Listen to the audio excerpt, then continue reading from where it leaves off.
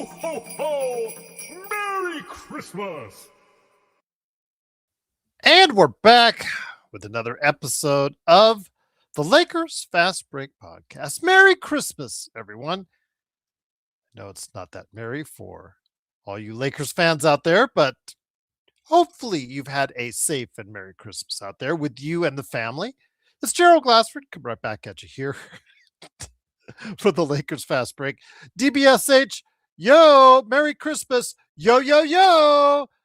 It is, of course, Gerald Glassford. Come right back at you here from the Lakers Fast Break. Pop Culture Cosmos, where we cover the latest news and trends in pop culture each and every week. I'm just reading the comments. Sorry, everyone. I'm just reading the comments. DBSH, and I'm just waiting for it to all roll in like a snowball. Again, Pop Culture Cosmos, where we cover the latest news and trends in pop culture each and every week, twice a week, wherever you get your podcasts. Want to go ahead and mention that I just dropped the Friday episode for everyone out there a little early for all you people out there that follow the Pop Culture Cosmos on Spotify and Apple Podcasts. It's the state of pro wrestling's best and worst of 2025. John Orlando and myself, we covered the world of professional wrestling. Who won all of our awards? WWE, AEW, or was it somewhere else? And who were the big stars and big failures of this year in pro wrestling? Go ahead and hear our thoughts for audio on Apple Podcasts or Spotify or wherever you get your podcasts. And it's now available on the Pop Culture Cosmos on YouTube. And if you're a member for the Lakers Fast Break, it is now available for members out there as well. Also, as well, want to go ahead and give a big shout out again to DBSH. Yo, yo, yo, yo. Go ahead and make sure you like and subscribe. Congratulations, DBSH, on over 10,000 subscribers. Way to go, my friend. DBSH, trade for Giannis and Clay. Daniel, love you, my friend, but they don't have enough assets for Giannis, and Clay is way too old. Way too old. I would not want Clay's contract right now, even if you gave me a first on it. If you gave me 2 first, I would think about it. But yeah, Clay, we're not talking about the Clay at 25. We're talking about the Clay that's closer to 35. And yeah, that's just, I don't think that Clay Thompson, prime Clay Thompson is walking through that door anytime soon. But I like where your head's at, my friend, because the Lakers do need to make some changes. But the question is, will they? But we'll discuss that on today's show. Again, of course, Gerald Glassford, thanks again for watching this. Truly appreciate it. Hopefully you and yours have had a very Merry Christmas. To everyone out there and their families, a very Merry Christmas as well. Want to go ahead and mention, last but certainly not least, before we go into it with the Lakers game today, my good friend, and hopefully he has had a Merry Christmas Drip Show at Drip Show Shop on Instagram and Twitter. You see right here, this pillow, this quality on this pillow right here for Kobe and Gigi. I keep it right here in my office, right here by my side. Always look fondly on that and just smile and just remember those two fondly as every time I see the pillow. Look at the detail behind me with Kobe right there, and also Luka Doncic right there for everybody to go ahead and check out on the canvas art. He makes posters, canvas art, pillows, hats, t-shirts, whether it's sports, pop culture, what have you. Go ahead, follow him at Drip Show Shop on Instagram and Twitter. Let him know what idea you're thinking and get your 2026 started off on the right note with a great gift to yourself or a loved one, a belated Christmas gift. Never hurts. Just tell him, hey, I didn't get you what I needed to get you beforehand, but I've got this awesome at Drip Show Shop, Drip Show, great present coming at you from a good friend at Drip Show Shop on Instagram and Twitter. All right, guys, well, let's get into it. Again, the Lakers on Christmas Day, the 27th straight Christmas Day for the Lakers, and if they keep playing like this, we may not have to worry about a 28th, but we'll wait and see.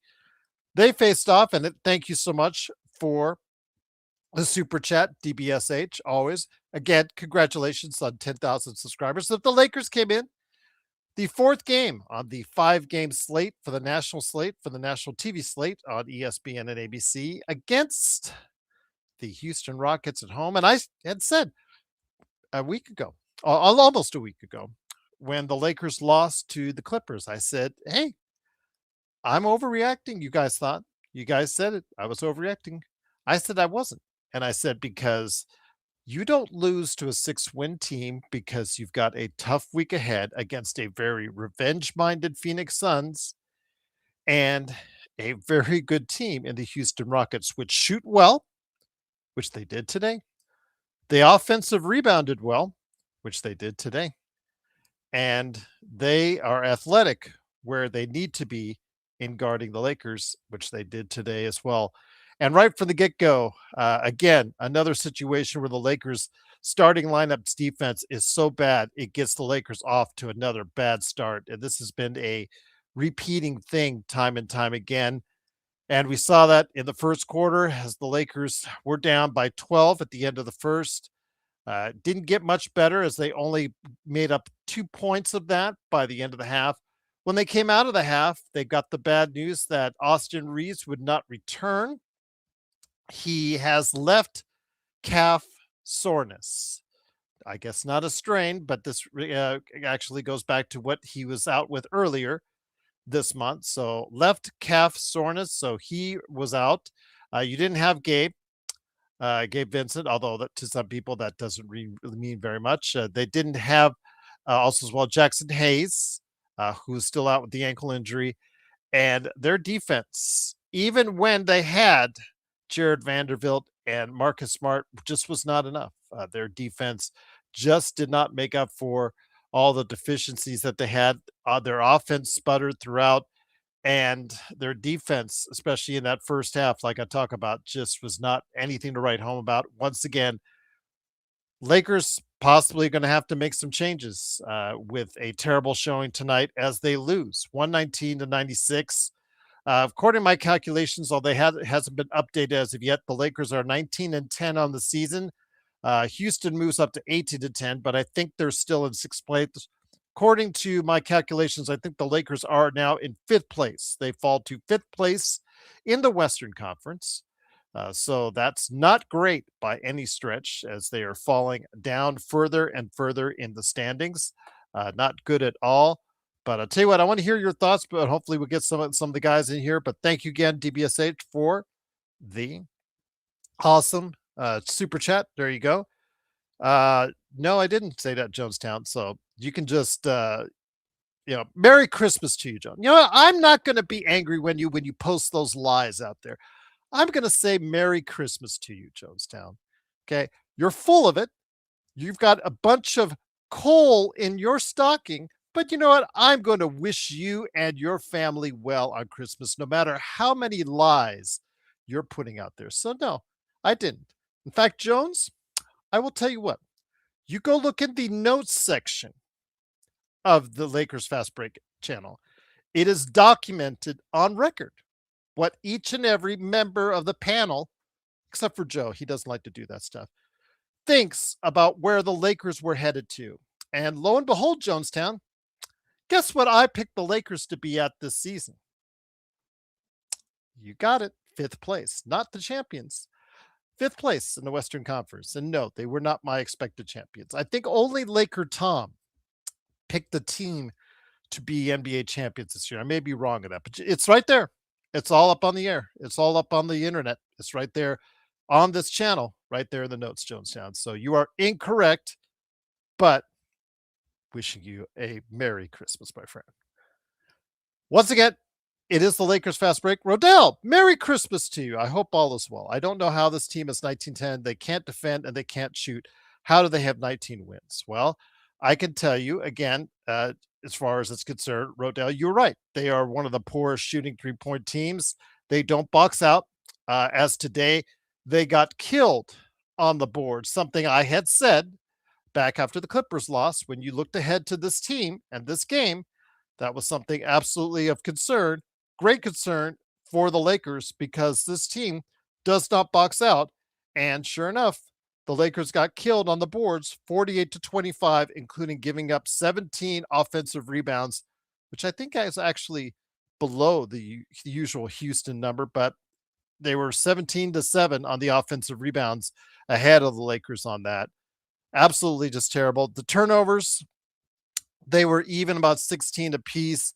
Fast break points go to Rockets a little bit, but yes, the 3-point shooting for the Lakers actually was not too shabby, 37%. But yeah, I know what you're saying, Rodell. On the season, we're not very good as far as I'm concerned. Overall, 51% shooting for the Lakers, 53% shooting for the Rockets. Again, the rebounds killed us, and just those second chance point. That's what Houston feeds off of when they're not hitting their shots, which they don't take many threes, but when they do, they usually are accurate at it. And today they weren't, but still, they got enough offensive rebounds to get the job done. And the defense, as far as points in the paint, that was also something very, very disappointing because of 68-52 in favor of Houston. The Lakers did not get to the line as much as I think they wanted to. Luka today coming back from injury just did not look like he had that same zip in his step. We also know, of course, not a good defender at all. And that's been talked about many times by you, the audience, and out there on the show. But today, Luka, 9 of 17, 25 points, 6 turnovers for him. LeBron James, 18 points. And like I said, Austin Reeves, but he did not come back for the second half, 12 points as well. But Rodell, I get your point. On the season, the Lakers, how are they at 19-10 at this point with so many deficiencies? And in fact, when you look at the standings right now, as the Lakers, again, they fall to 5th place in the Western Conference. They now have a negative point differential of 0.05, 0.5 differential. So they are half a point overall under as far as the differential. So again, they play very close games. The only thing is some of the times they create those close games, as we talked about themselves, that they create those close games, and I think they're still undefeated in the clutch.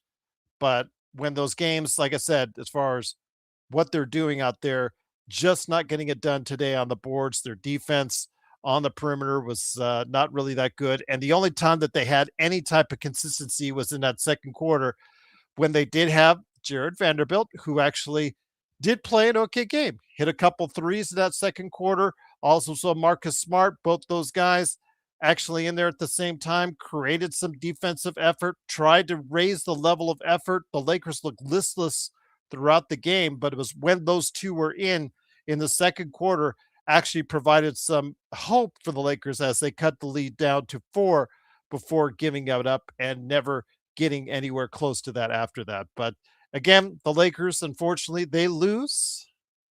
Yes, and they lose, unfortunately, today. They fall to 19-10. They lost 119-96. Rogelio, before I get back to you guys in the chat, Merry Christmas, Gerald. Merry Christmas to you, Rogelio. He has a crazy question. Do you think the Lakers should be sellers instead of buyers before the trade deadline? This team is headed for 47 wins in the second round exit if they are lucky. I feel the need for a semi teardown and build for the future. Thank you.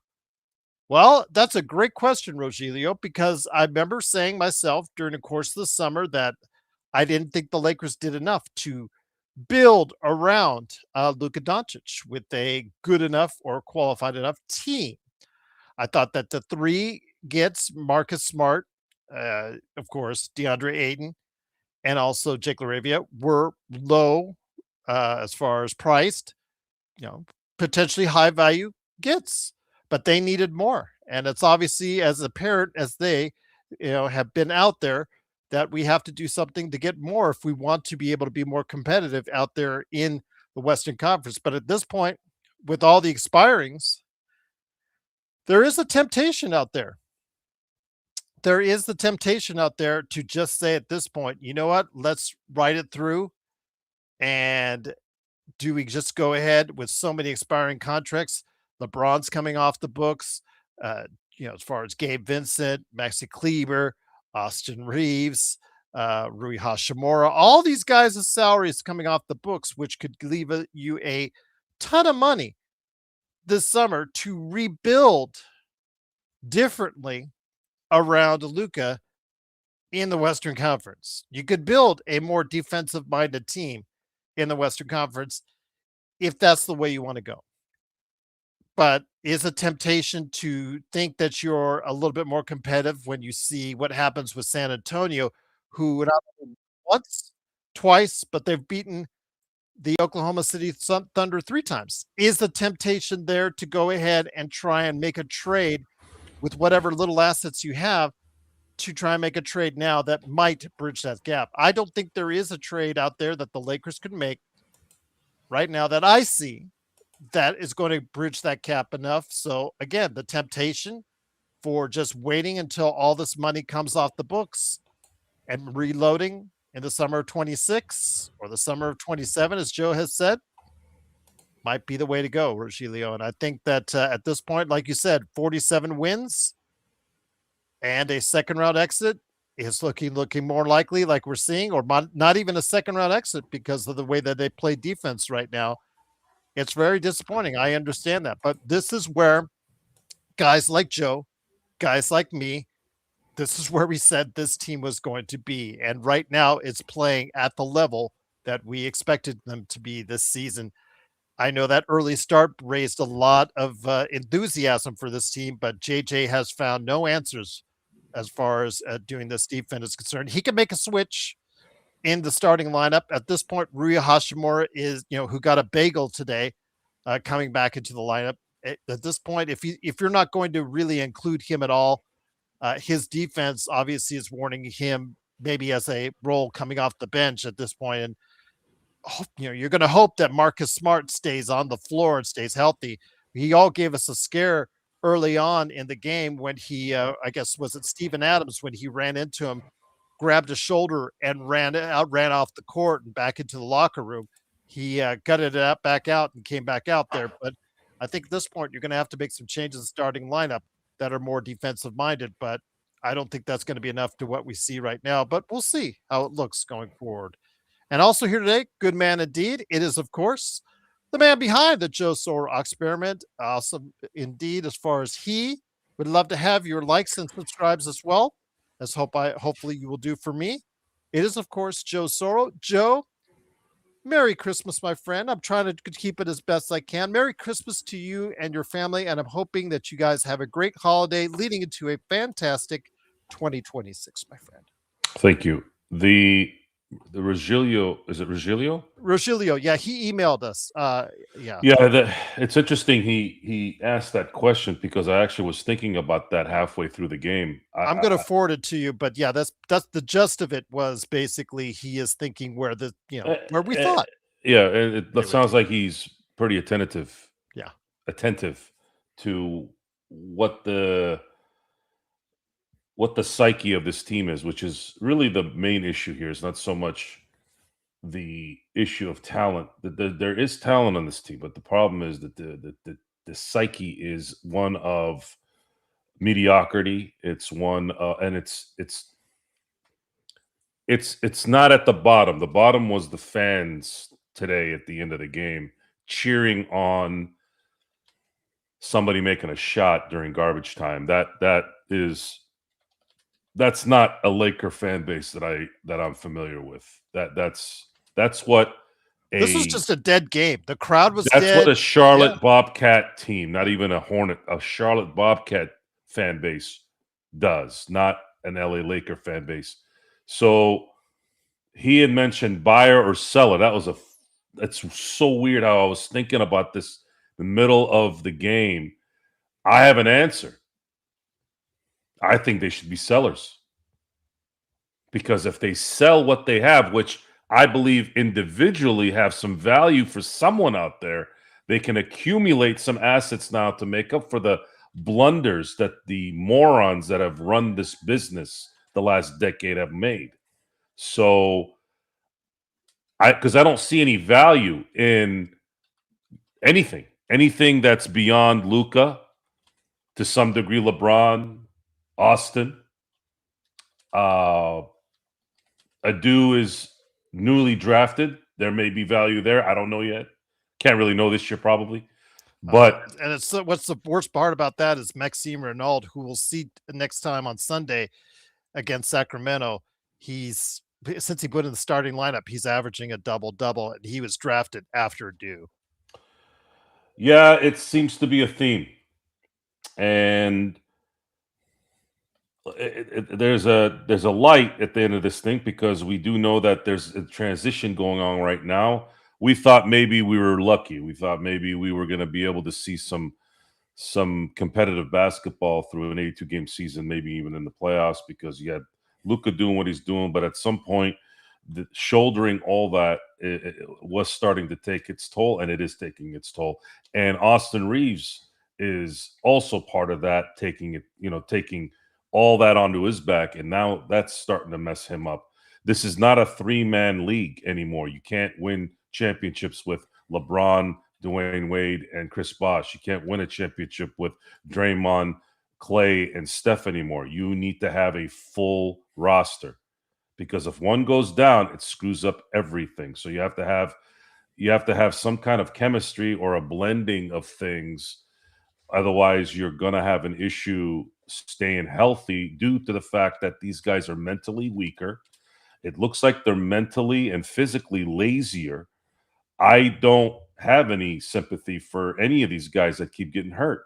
That effort tonight was just so bad. And it's not just been tonight. It's been like this for about, 7 or 8 games now. And they get off to such bad starts. Every game this last 2 weeks has been a shitbag. It reminds me of when they were sucking really badly, where they were just constantly in double-digit deficits within 5 minutes of the game.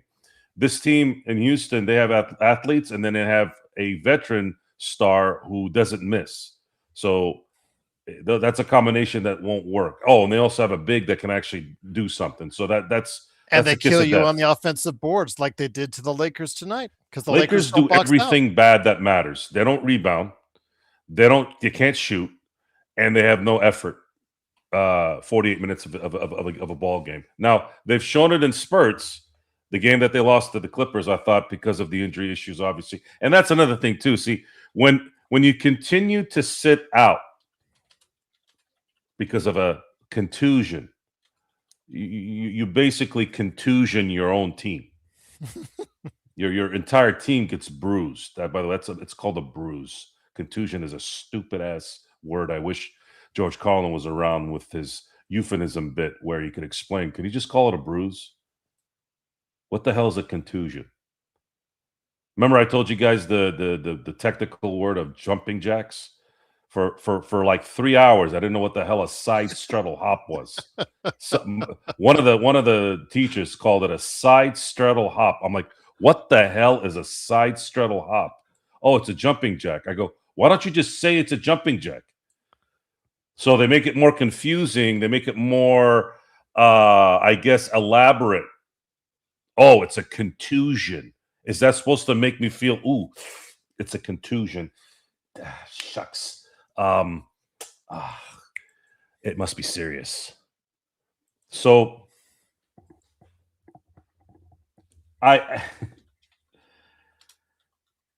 the NBA product, I'm just curious about it right now. I don't identify with it. And a lot of us don't. I mean, when you have someone like my good friend Empire Jeff who says, I just can't get into the game, and you sit there and you wonder why. Well, these guys don't care. Why do we care? Why are we watching this? And it's not just the Lakers, by the way. It's the entire league. And you think about the pride in the game, right? When you would listen to Kobe, would listen to Magic, when you'd listen to Michael, you hear the greats of this game. You hear reverence of the game. Oh, we got the game, basketball, the game of basketball, the game of basketball. That's how they would describe it. And then you see how these guys perform when it's at its highest peak, which is All-Star games, right? Like NBA basketball is at its peak is usually when the All-Stars are playing against each other, because you have the best players on the planet. Making an NBA All-Star team is ridiculously difficult, because there's only 5 guys that can play at a time, right? you compare it to the Pro Bowl, let's say, and again, making the Pro Bowl in the NFL isn't easy either. But there'd be 4 different or 5 different injuries. All of a sudden, you find yourself looking at a player that you're like, how the hell did this guy make the Pro Bowl? Oh, this guy made the Pro Bowl because of the 7 quarterbacks in front of him bowed out. They don't do that in the NBA. But I would say start getting ready for that, because I think there's going to be a lot of guys that are going to start skipping this thing, not promoting their own business, not promoting their own sport, because they've been given guaranteed money. They've been given all the leeway by Mr. Adam Silver. And boy, I never thought I'd say this, but I've come to the realization, this is 2 shows in a row. I burned myself on the Larry Bird thing, and I burned my in terms of being on the all defensive team, and then I'm burning myself here and saying that, man, I think David Stern was onto something with how he treated these guys back in the day. Since he's been gone, and after about 5 years, really since the COVID year,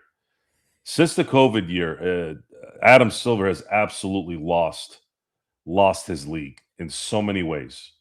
And our justification, much like the monstrosity of what happened a week ago during that faux pas, fake, garbage boxing match, this is the quality that you all have, and I say you all as in your generation, this time, and I'm not just blaming this generation, I'm talking about whatever generation at this time has accepted this trash. And you can always tell.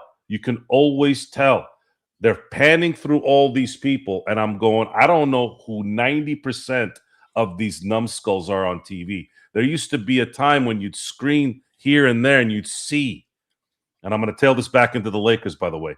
You would see Jack Nicholson. You would see Denzel Washington. You'd see movie megastars. Now you have broccoli heads trying to pick fights with Orlovsky, former heavyweight UFC champion, in a hallway. That's what you have now. You have pipsqueak dinks who are popular because you morons online give these guys attention, just like you've given this idiot Jake Paul all this attention and all this money, that I have to hear about it, that I have to click onto my goddamn phone and watch Vari post it on everything, so I have to watch it.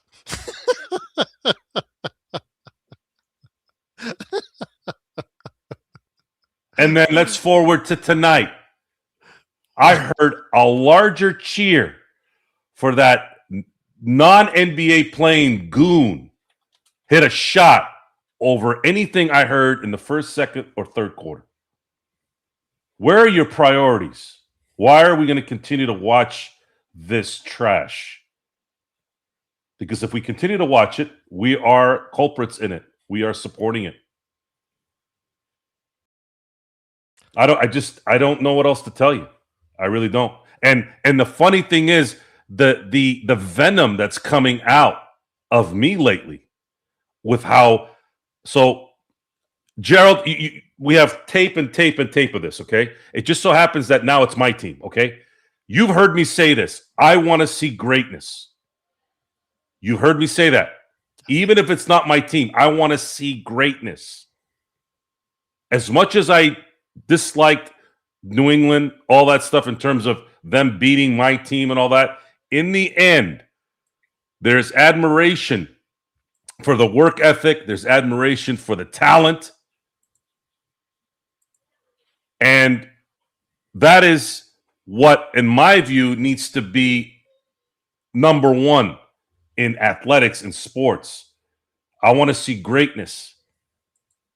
We're seeing greatness in baseball, and then the idiot morons, those same scum-sucking pigs that are supporting all these Jake Pauls and all these broccoli heads that are got 4 billion followers doing God knows what. Those people are now, oh, we need a salary cap in baseball. No, I'm not going off too much tonight. It's Christmas, okay? I have my limitations, okay? I had to quote Clint Eastwood the last couple of days, so I thought that worked too. I have my limitations, but I want the few people here watching tonight, away from their families, enjoying a little bit of a get together here. You all need to stop Walmart thinking. You've heard me say that comparison too. Stop shopping at Walmart. Okay? Go to Hank's Hardware. Don't go to Lowe's and Home Depot. I'm not saying don't ever go there. I'm saying try and do better. Because when you go to Hank's Hardware, guess what? When I go in there, I'm paying an extra $1, but you know what they're doing? They're staying in business, and every time I walk in, they're saying, "Hey, Joe, what's up? How you doing? What can I help you with?" Not that I need that. I don't need it. I know what I'm doing when I go over But there. as a fellow business, But as a you can business, as a business that wants to be great, you support that. That extra $1 is an investment in people. It's not about, oh, what are you going to do with that $1? Wipe your ass with it? What are you going to do with it? Go buy another lottery ticket? Like, what is it? It all accumulates over time. The Lakers right now, thank God, have a new regime coming in. And the reason why I've been so kind of calm on this is because I know, because I've seen it, that man and that machine behind him look at things the way I'm talking right now. We just have to get this trash out. And the way the rules are in the NBA, unfortunately, we can't just go and get rid of the Gabe Vincents. We can't just drop these guys and say, hey, you know what, go sayonara. You can't just DFA them. I mean, I guess you could, but the penalties there in terms of roster turnover is just not very realistic. You just can't go get talent, which that's going to be really the next thing for me, Gerald, is I'm really, if Adam Silver in 2026 decides to expand the NBA, this is going to get even worse. The talent is already gone.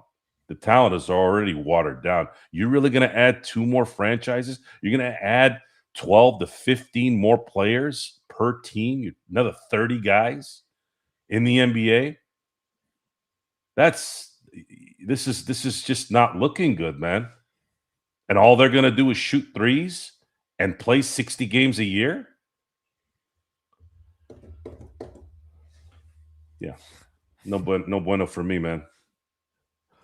Once again, it is the Lakers Fast Break. It is Joe Sorrell from the Joe Sorrell Experiment, along with B. Gerald Glassford. Thanks again for watching and listening. The Lakers lose 119-96. The Lakers are now 19-10 on the season. They're now down to 5th place in the Western Conference. And this is a spot, Joe, where many of us picked the Lakers in the 4th, 5th, 6th when we started out this season. We picked this kind of scenario for the Lakers. So really, it shouldn't come as a shock to where the Lakers stand right now. But I think that, again, that early start by the Lakers had a lot of people's hopes up high.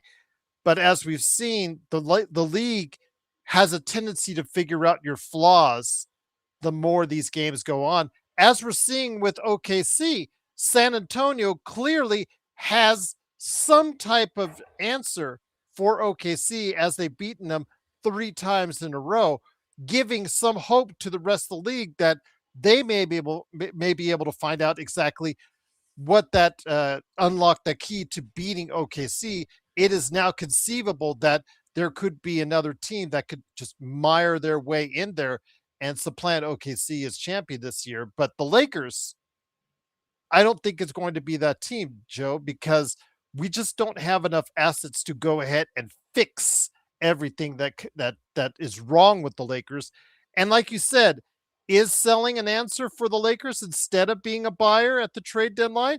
You could be right on that because, again, or doing nothing at all, because there's so much money coming off the books at the end of the season. If they just don't do anything, it allows the chance for Mark Walter, possibly a new GM and a new ownership or management regime, to come in there and put the Lakers in a better direction and better players around Luka Doncic.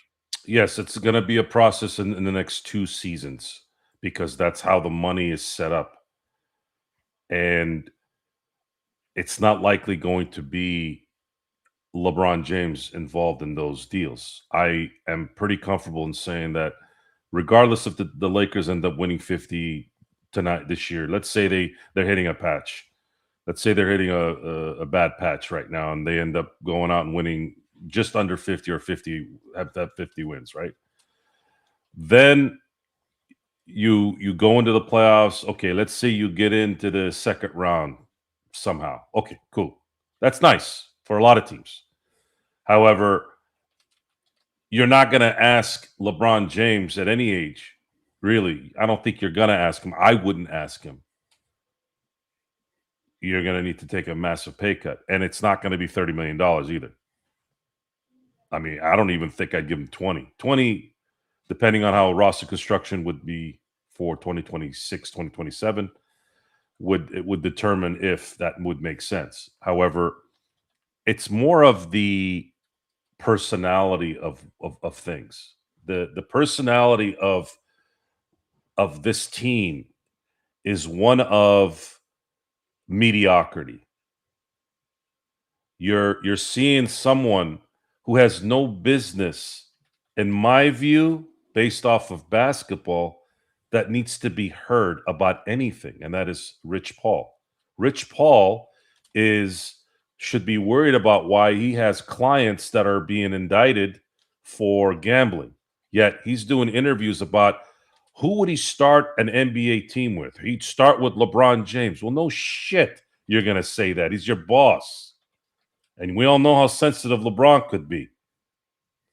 And that's asinine to start a conversation like that anyways. There's at least 5 players that I can name right now that you would start an NBA team before LeBron. And I really, really think LeBron is a hell of a guy to start a team with.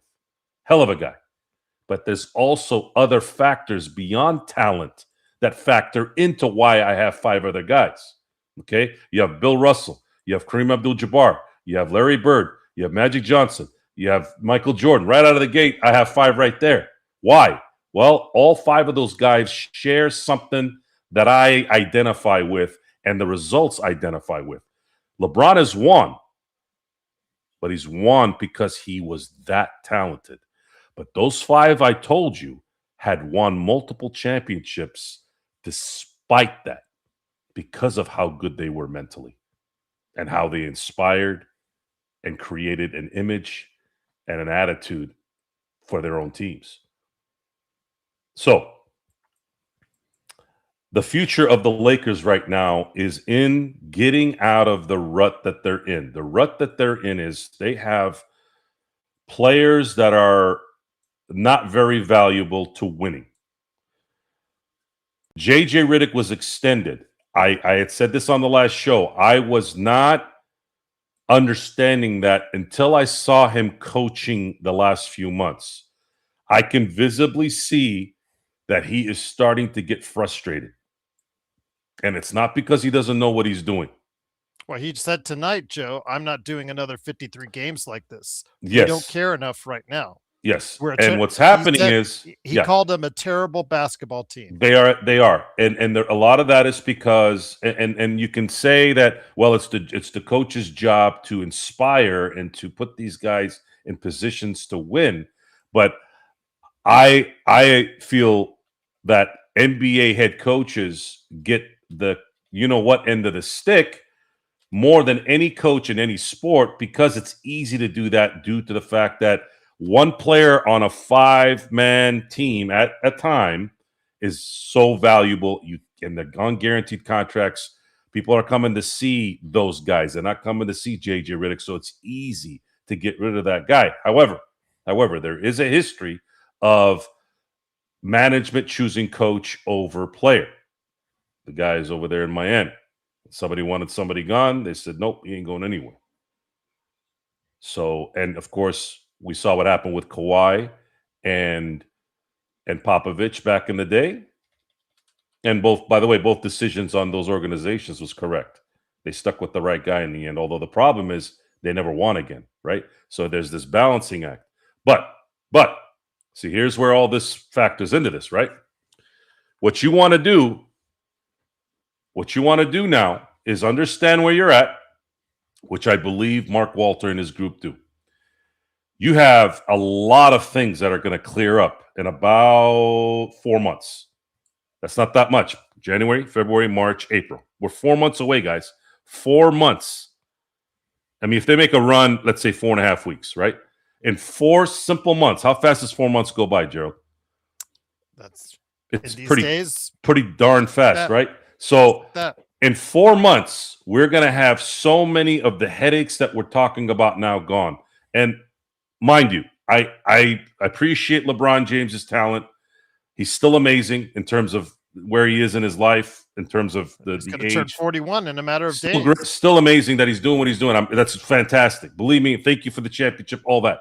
But it's time to change the tone of what's this team has been since Jeannie Buss has taken over this team. Jeannie Buss took over a team that right at the worst time for her, without a doubt. Pops passes away in 2014, and the beginning of the worst Laker era in my lifetime, and I think in any lifetime, really. Up until that year, the Lakers had only missed the playoffs 5 times. So let's extrapolate that. So 2014, right? First year they missed the playoffs in what was 19 years? Was it 19 years or 10 years? 10 years. Because they didn't make the playoffs in 05.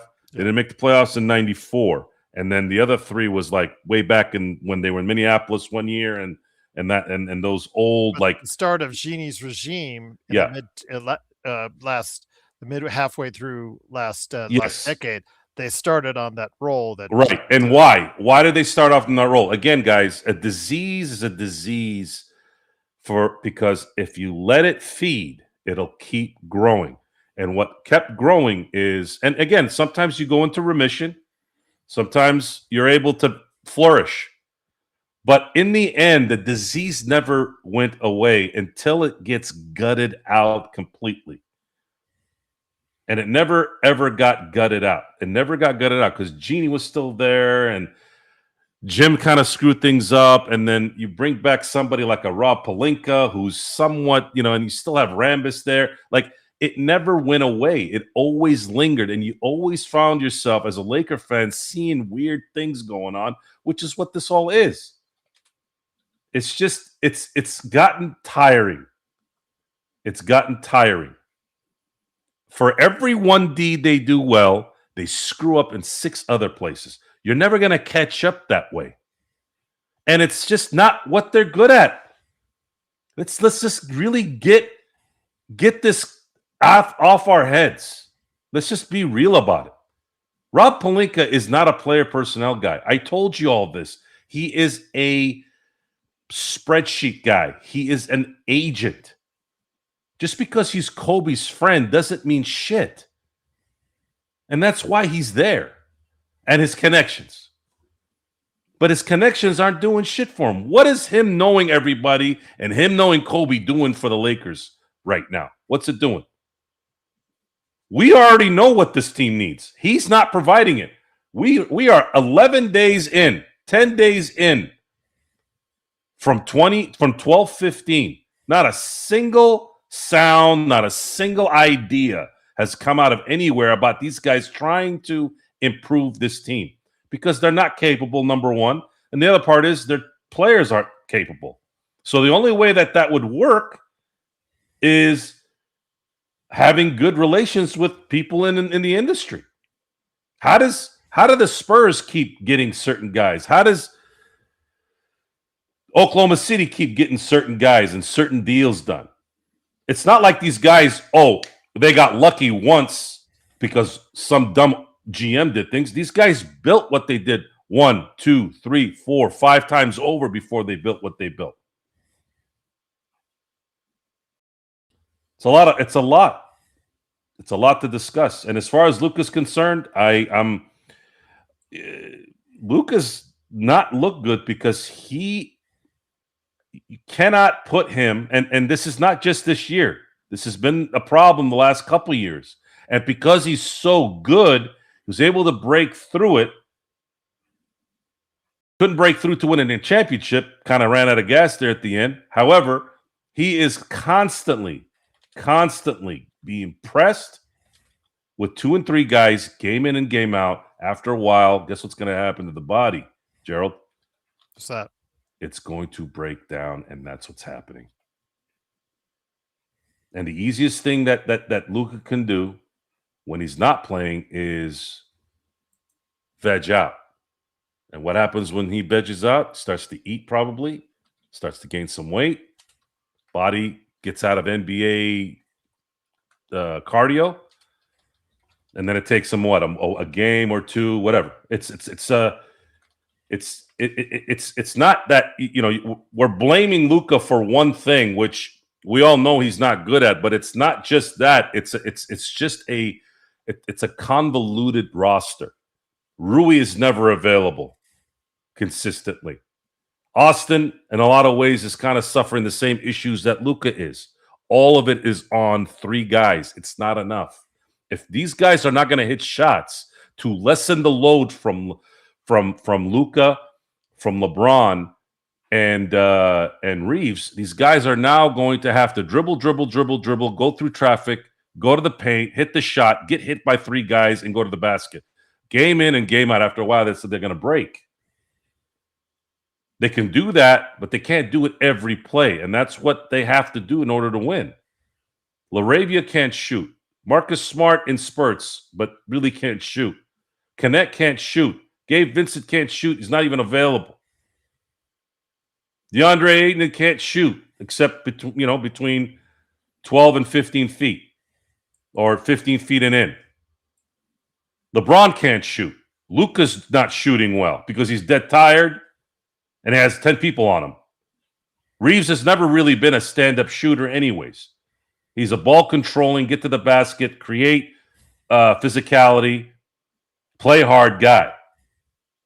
And his athleticism, same as Luka, don't allow him. And of course, LeBron being 80 years old, their athleticism can't supply any kind of break in all that hard work. I told you this before. These guys that are ridiculously athletic don't have to be as fundamentally focused and as fundamentally sound so much of the time, where they use up more and more energy because they can just jump from 1 foot from the paint to the basket, versus Reeves has to do a couple of pivots, go around, hit somebody, shrug, do a fadeaway, whatever it is. Well, Dougie McBuckets is not going to be that prize or present that you get in your stocking that makes you say, "Oh wow, this team's going to do a turnaround." So T3 is much respect to you, my friend, but yeah, Dougie McBuckets, aka Doug McDermott, unfortunately, even in his prime, would not be the answer right now because of the fact he was never a good defender, and the Lakers do need, of course, shooting. They do, but defensively, you can see what a struggle it is. And to those haters in the chat tonight that are talking about how the Lakers feast at the free throw line, I'm not going to say I disagree with you. SGA, Harden, there are several players that feast and live off the free throw lines, like we saw in the Golden State game with Butler. Hey, if they can get to the free throw line, obviously it accentuates their games quite well. And if they don't, like tonight, as we saw, Joe, the Lakers only got 11 free throws as a team. For a team that's not athletic, for a team that doesn't get out and run as much as they need to, for a team that obviously we saw their defensive inefficiencies tonight, getting to the free throw line is imperative for guys like Luka, Austin, and LeBron. And tonight, that's just also part of the problem. I'm not going to disagree with you. So when the league and the referees don't give them these calls, it makes it a lot harder for the Lakers to win these games. Well, creating contact, typically that's how those calls get called. And when you're at a juice to go the extra. But Luka was asking for fouls on several occasions and did not get it. No, I don't have an answer to that. I don't. I'm a firm believer in that. You can't be yapping at the referee all game. It's not gonna work. Similar thing like in the OKC game. Only 8 free throws for SGA, under 10 free throws, and no for Luka, under 10 free throws for LeBron, and no free throws for Austin when he was in there. And the NBA has a soft reputation, right? So if I'm going to sit there and complain about their soft reputation and then get mad about refs not calling a foul every 5 minutes, we have to endure 18-minute reviews every game for what, 7-8 times a game it feels like now. Something like that. The NBA is the quintessential microcosm of society. You have entitled baby softies from beginning to end, stars down to the guys at the bench, down to the people who are going to watch these games. Listening to that crowd tonight that's I'm not going to call it crypto anymore. Well, somebody mentioned Sasha Vujacic in the chat. Staples is an absolute disgusting display. They all should go and hang out with that scumbag, meth-looking piece of shit, Jake Paul. Go watch his stuff and go cheer for that. Leave the Lakers alone. Cheering for a guy that doesn't belong in the NBA making a shot in the fourth quarter. That's what this has come down to. And that's what this fan base has turned into. And then what do we have to deal with? The real Laker fans. What do we have to deal with? We have the trolls that come out of nowhere that are just waiting to put their fingers up their ass and pleasure themselves while listening to us complain about what's going on in Lakerland. That's what world we're living in right now. Kevin Martin did play. You can't see something for a month and be happy, and then see something the next month that's different, and then analyze that. We're telling you what we're seeing. We're not changing our minds. Okay, a month ago they weren't playing like this. They're playing like this now. And why? Why did we say that when this summer we already sort of figured what was likely going to happen? Well, do you want to hear dread for 3 hours a night? What is it that you want to hear? What do you want to hear? Things change weekly, daily, monthly. I feel good about the future, though. That I haven't changed my stance on. The second you get Jeannie out of here in any capacity, I don't even want to see her at the games, honestly. I can't stand looking at her. Rob Pelinka will be gone unless he wants to make sure the fax machine works. That's it. But even then, I wouldn't want that guy anywhere near the team. And LeBron James has to go because you cannot go on with old ownership. Got to get rid of all the old stuff. Needs to go. Everything needs to get washed out. Start anew.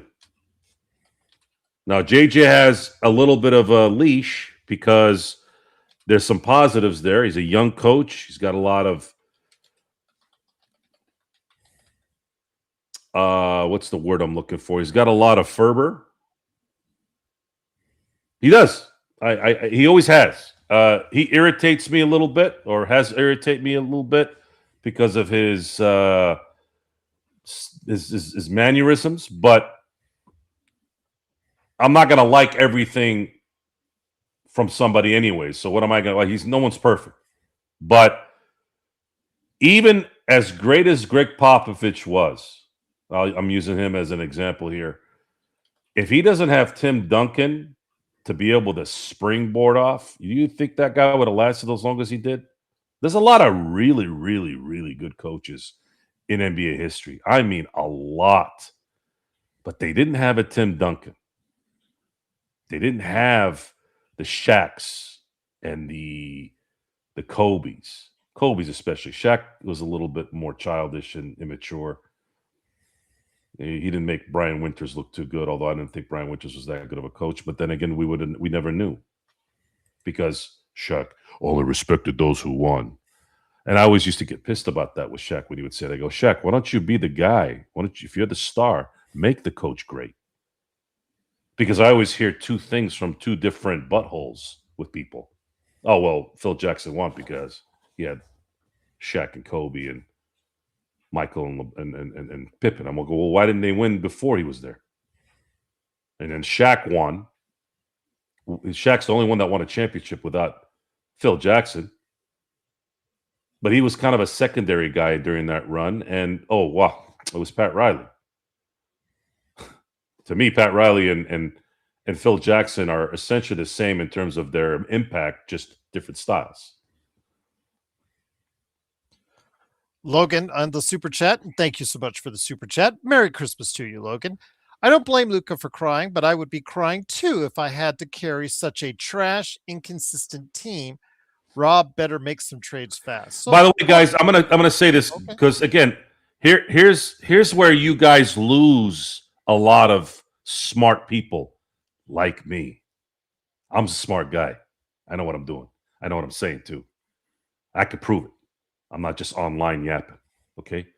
I keep listening to Shea Gilgeous, to Nikola Jokic. I go, guys, what is the difference between the Lakers and those two franchises right now?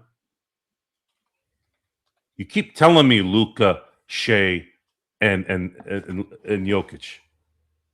What is going on in Denver and what is going on in Oklahoma City and what has gone on in those areas the last 3 seasons that isn't going on in LA? Stability.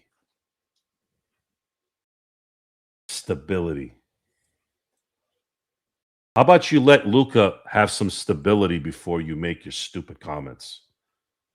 Think outside what you're seeing right there, right here where you're at. You know, when you're looking in your own mirror and you're seeing a giant asshole like this, look past that. Look around it. Because when you keep looking at your own face with that asshole in the like 6 o'clock area for you, you don't pay attention to what's around you. You're just looking at that shit box. Stability matters. Stability matters. Lakers have had no stability really for a very, very, very long time. Even when they won, the world was unstable. Wait, the man got traded buying a $15 million home, not like literally a few days before. And he's dealing with the people who have led this monstrosity for the last decade and change. You're going to have something change here soon. If Luka continues to suck up, according to some of you idiots, in the next, let's say, 5 years, let's say he doesn't stay in shape. Let's say he continues to complain to the refs. They don't win anything. Okay, then at that point, I'm like, hey, you guys are right. But maybe you should listen and pay attention to some more little details. Context is a very, very important thing in life. A lot of people don't know how to decipher context because it makes you feel good to just talk without thinking. And because there's no consequences, because you're behind your phone or the computer, you don't have anybody there to hit you in the back of your head. Maybe your parents had zero discipline skills to teach you how to respect and the discipline. There's a lot of that going on, I'll tell you that. I go to a lot of these schools. And I see how these kids talk to their parents. And then I look at their parents and I go, you did that, not me. Oh, you're going to go blame TikTok. My kid's on TikTok. My kid's on Snapchat. My kid's on iPads. My kid's on laptops. My kids have never spoken back to me once. I have a 15-year-old girl. She's been a teenager. She's going to be almost 16. Not one motherfucking time has she ever talked back to me. I have a 12-year-old that's about to be 13. Not one time has she ever talked back to me. So now what? What's your excuse? You're going to keep using excuses? So what are we talking about excuses in the NBA, right? Microcosm of society. Oh, we got to blame this. We got to blame that. We're going to blame this. Or we're going to do this. We're going to do all that. Oh, Luka sucks because he can't stand up over here. Like, seriously, at what point does the bullshit out of your mouth ever resonate into intelligence?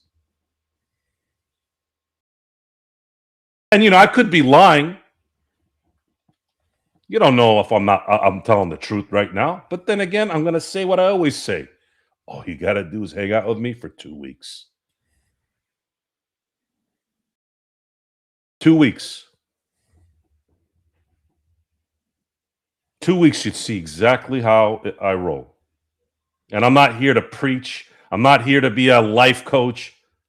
In a billion years, I'm not going to sit down and do one of these and listen to your bullshit. You're all grown-ass adults. Figure it out. If you need a little bit of hello, how are you type thing, yeah, sure. Absolutely. But in the end, a lot of you talk out of that hole and you tell me exactly who you are, and we have dealt with it on this show. And what can I do? You got probably one of the nicest people I've ever met in my life to my right, who deals with nonsense all the time and keeps dealing with it because he's wired for it. We talk about being wired for it, right? I'm not wired to be nice like Gerald Glassford. Just not. At some point, there's going to be a steel wall that I'm going to put in front.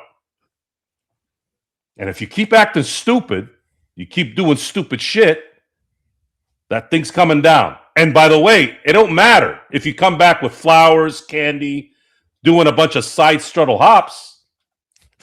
It's over. Great callback. I like that callback to something earlier in the show. Yes. I thought that's well done, Joe. The point is, I'm trying to. I was taught by my mentor, one of the more ethical people that I've ever met in my life, John Chalesnik. Used to work for ESPN, taught me my broadcasting skill set. And he used to say, Joe, you wanna relate to everyone. And I remember hearing that. I go, I don't know how the hell I'm going to do that, Johnny. I barely relate to people in my own family. He goes, Joe, I'm not talking about that. I'm talking about on air. You want to correlate sports with what, let's say, that single mother listening on the podcast can identify with, which is life involving sports, which those things do come together, obviously. That's why we say Merry Christmas and Happy Holidays on these shows, and they do all these concerts at halftime like they did today. There's a connection there with other things beyond just the crazy sports fan like us. So tonight's show, because it's Christmas, I didn't want to curse as much as I did, but it is what it is. But I wanted to really, really use this moment to kind of let you all know where we're at and have a reference to it for the future. You've gotten a lot of it. You've gotten tidbits of it here and there over the years, obviously. But I felt like tonight I'm wearing my little. When do I ever wear red? Right? I wear red on Christmas. I wear red on Easter. It calms me down a little bit, maybe. Really? Like Tiger Woods on Sundays, right? Could have fooled some of the new viewers. It's my own Tiger Woods. Usually Sunday, obviously, for Easter. Christmas is like even though it's not Sunday today. It's always Sunday church day, even on a weekday for Christmas, right? So we're here to be the voice of reason, be the voice of knowledge, and maybe you'll learn something because we know what's out there. I've seen all these podcasts here and there. They're no different than any other idealistic, narrow-minded trash. I have nothing to gain from anything I'm telling you. I'm not getting paid to say what I'm saying, and I never will. We're here to let you know we know what we're seeing. I hope one day you will. I hope someday someone wants to go ahead and pay for it. Well, I mean, that's obviously the ultimate goal. That's always been the goal. Mm-hmm. How that kind of transpires will always be kind of up in the air. I don't know what are we going to have to give up? Hopefully nothing. That's my hope. King Cora, Merry Christmas to you, King Cora, says we're too soft on Luka. I said I don't know what you're looking for, because I said he played lousy defense earlier in the show. I said that he didn't get the calls that he wanted to. And SGA, if you noticed in the OKC game, same thing. If they don't get the calls, they have to adjust their game accordingly and still be able to find ways to score their points.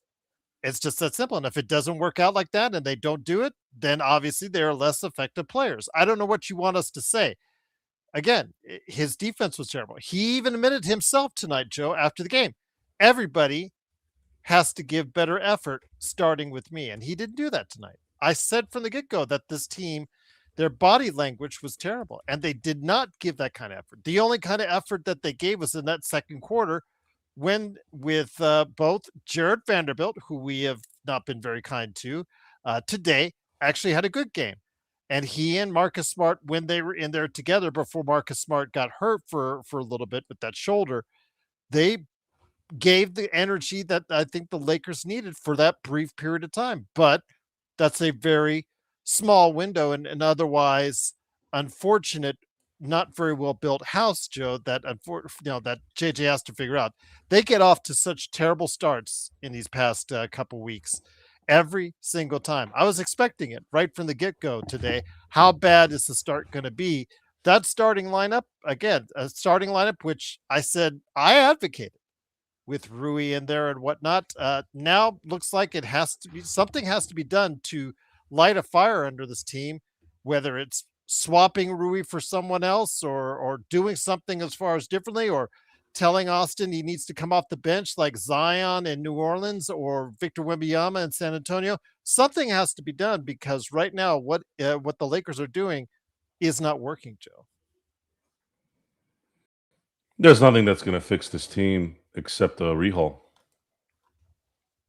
Yeah, I agree with you on that. I just, the Lakers do not have enough assets unless some teams out there really, truly are salivating at expiring contracts. But even then, the Lakers, if they get in contracts and these players that they bring in do not bridge the gap between them and themselves and the top of the Western Conference, then you're stuck with them, and your plans on rebuilding around Luka in 26 or 27 is, it's fraught. So you have to make that choice if you're Rob Pelinka.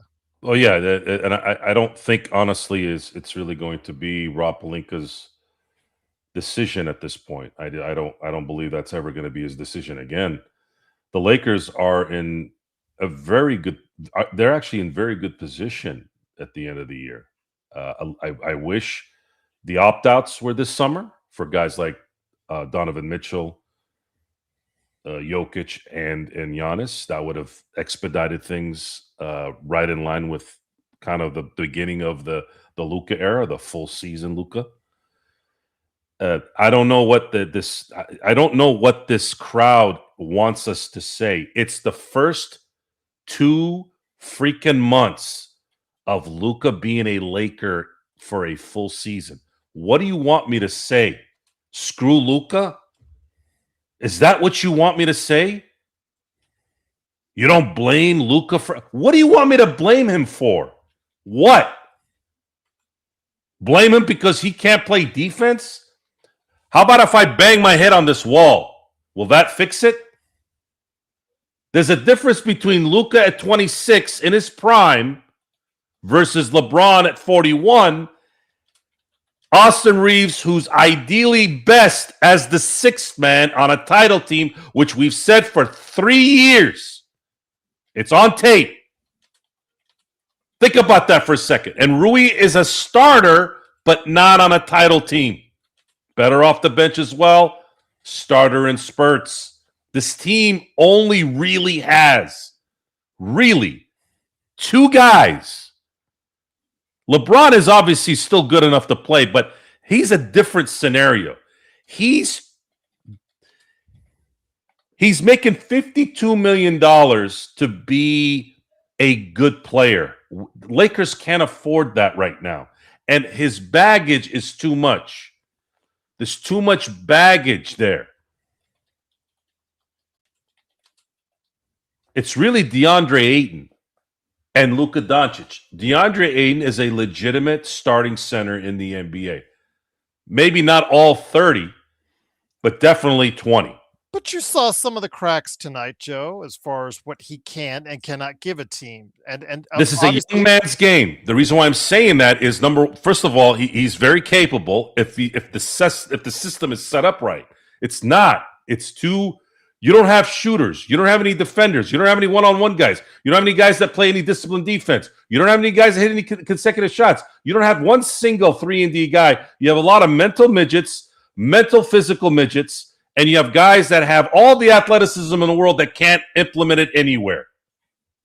And we get happy seeing some degenerate who doesn't belong in the NBA when he makes a shot when you're down 30 points at the 2-minute mark of the fourth quarter. That is the tenor of this team. That's part of the baggage with LeBron, guys. They are forced to keep this guy on the team and keep playing him, even in garbage time. That's the baggage. I am not going to sit here and criticize Luka Doncic because of a problem that's been here for 4 years. Luka just got here in February. Why would I trash him? Why would I trash DeAndre Ayton? They just got here. Why would I kill Marcus Smart? You got him for 4 quarters and a rusty penny. Why would I criticize those guys? You didn't use anything to get those guys. Imagine if this team didn't have DeAndre Ayton and Marcus Smart. They would be probably what? They're 19-10 right now, right? Mm-hmm. They'd probably be 15. They'd probably be 15 right now. Or 15-14. Without those two. That's a big difference. 15-14 versus 19-10. I don't know if it's going to matter in the end, but the point is, as of right now, no, you're not trading Luka. No, that's a stupid, moronic. Even joking about that is stupid. You don't trade Luka. Didn't you see what Dallas just did? The time has come, and it's coming. The time has come. 4 more months. 4 more months. And you're not going to have to worry about LeBron James, Rui Hachimura, possibly Austin Reeves, Gabe Vincent, Maxi Kleber. You're definitely going to have DeAndre Ayton opting out. You're definitely going to have Marcus Smart opting out. You'll have LaRavia for $6 million beyond that. Don't connect. He doesn't make enough money to be a problem. Jackson Hayes is going to be gone. What else is you are going to have a completely clean team to where you could start a little more fresh to build what you need to build next. T3, no. LeBron is a free agent after this season. That is incorrect. He picked up the 1-year option, $52.5 million option for this season alone. He is a free agent next season, just to let you know. So you're incorrect on that, T3. Just wanted to give you a heads up. So, that's where the rub was with Rich Paul and Maverick Carter and LeBron James is they weren't offered an extension. The extension that should have never been given even this year to LeBron. LeBron should have been given 1-year contracts, not a player option and on the back of that. And those type of deals is what's created this problem. Imagine if they hadn't given LeBron James at the end of last year the deal they gave him. They may have said, "Hey, LeBron, you want to come back? $30 million bucks." Then you're not spending only $6 million on LaRavia. Maybe you go out and get somebody else. Nick T said, and thank you again, Nick T, for the super chat. Merry Christmas to you, Nick T. Too many excuses for Luka. How a 26-year-old tired after missing nearly a week. Luka always looking for a pick to get by his defenders. Am I missing something here? What do you think Steve Nash did for his career? You think he was just slithering through 6'7" behemoths? Or was he did Sean Marion and Amari Stoudemire set up the baddest picks ever for about 4 years. Do you guys watch basketball? Do you see how it works? Kobe Bryant used screens. What? He's not man enough for you? This isn't the 80s, buds, where everything was one-on-one. This is post-2002 NBA basketball where you can play zone. Don't blame me. I hated the zone in the NBA. Fine in college, fine in the amateur ranks, not in the pros. Because it showcased true talent. You couldn't guard a guy that didn't have the ball with a second guy without getting called for it, right? Why my disdain for David Stern? It's always for selfish reasons, right? Because I feel that he hindered the Lakers' run. Because I saw him enhance the Bulls' run in the 90s. He hindered the Lakers. By implementing the zone after the 2002 season, that right there instantly took away at least a couple of years of Shaq's prime. Just that. And it wasn't a coincidence. It wasn't a coincidence that they weren't able to four-peat because of it. Because now it gave the Spurs what they were actually pretty good at disguising. They just couldn't go all the way in with it. But they were able to disguise their zone against the Lakers until obviously they couldn't go long enough before they got called on it, right? During those hard-fought playoff games. I still believe to this day, if they had waited another year to implement the zone, I have very, very, very, very confidence in the fact that the Lakers would have four-peated that year. King Cora, awful coaching is awesome. That guy's awesome. I would love to have him on the show, but my gosh, that guy's voice, you can hear he puts so much stress on his voice, Joe. I mean, you and I do our yelling. We do our shows. Sometimes I lose my voice.